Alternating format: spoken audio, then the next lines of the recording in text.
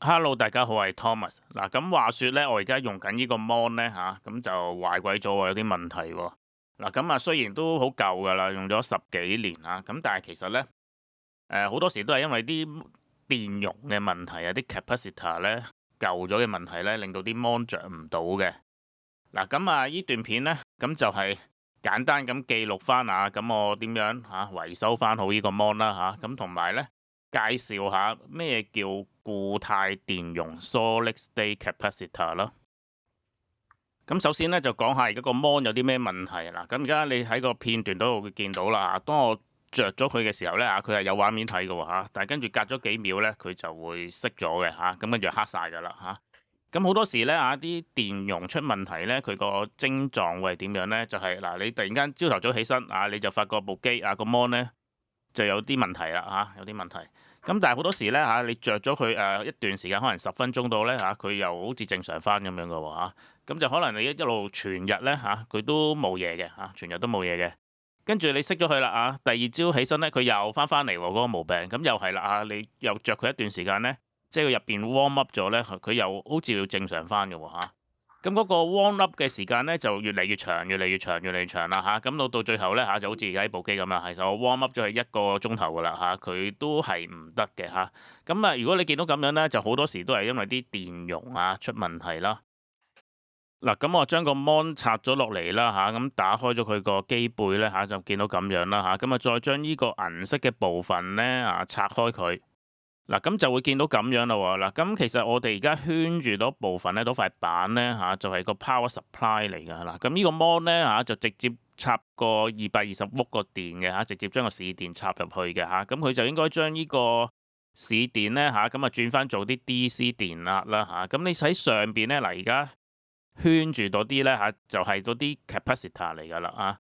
咁咧大家留意下依兩粒。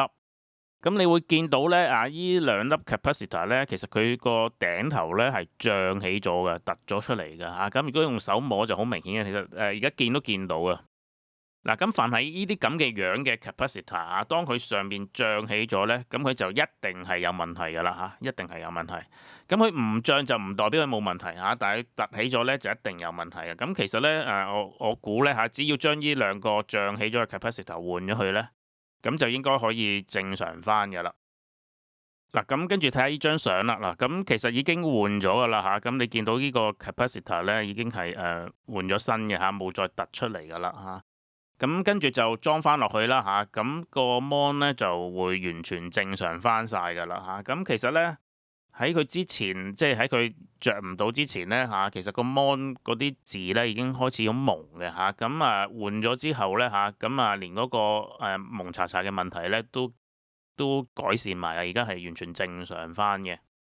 嗱，咁大家見到呢段片啦咁其實個 mon 已經着翻完全冇問題完全正常翻嘅。嗱，咁其實個問題係啲乜嘢咧其實我哋見到呢啲咁嘅樣嘅 capacitor 咧咁我哋叫佢做 electrolytic capacitor 啦咁即係啲電解質電容咁上下意思啦。咁入邊咧佢就有啲電解質嘅，咁其實就係啲糊狀嘅嘢嚟嘅其實我哋算佢係一啲液體嚟嘅咁理論上咧，呢個電容咧就應該密封晒嘅，咁嗰啲液體咧就唔會走到出嚟嘅。但係其實咧長年累月咧佢就點樣都揾到啲方法咧走出嚟嘅。咁所以即係簡單啲講，就係入邊啲電解質乾咗嘅咁高溫啦高溫就令到個程度就會更加惡化得快啦所以即係呢啲 capacitor 就最好擺啲低溫嘅地方高溫就令到佢乾嘅速度就會增加嘅。咁當佢慢慢啲電容乾咗咧咁就會出現頭先見到嗰啲，佢慢慢突起咗噶啦突起咗，咁佢就會有問題噶。咁但係其實呢啲電容咧係啲好平嘅嘢嚟嘅啫係講緊幾毫子，頂籠都係幾蚊嘅啫買啲靚啲嘅都係幾蚊嘅啫咁當然即係優質啲嘅電容咁佢可以襟用啲啦喺淘寶買幾毫子嗰啲就又係換咗落去，可能又係好快會唔得嘅。其實好多時咧，啲舊嘅電子產品出問題咧，都係因為啲 capacitor 嘅老化啦。嗱，咁其實個問題嘅根源就係個 capacitor 入邊啲電解質啊嘛。嗱，咁大家睇下呢張相啦左手邊嗰個咧就係呢啲 electrolytic capacitor咁而右手邊呢個咧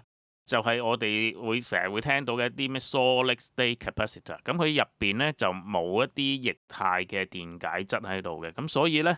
佢就會少咗呢個問題嘅，咁所以佢嗰個壽命呢就會長好多嘅嚇。咁